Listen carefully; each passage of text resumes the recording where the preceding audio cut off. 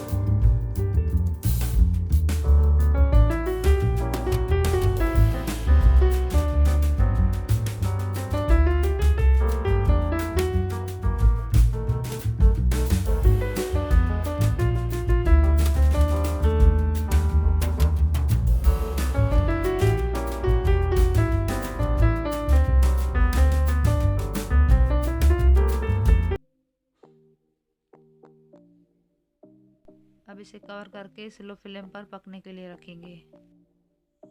1 cup curd या दही, जिसको मैंने अच्छे से फेंट कर रख दिया था। अब इसमें 1 टीस्पून सॉल्ट,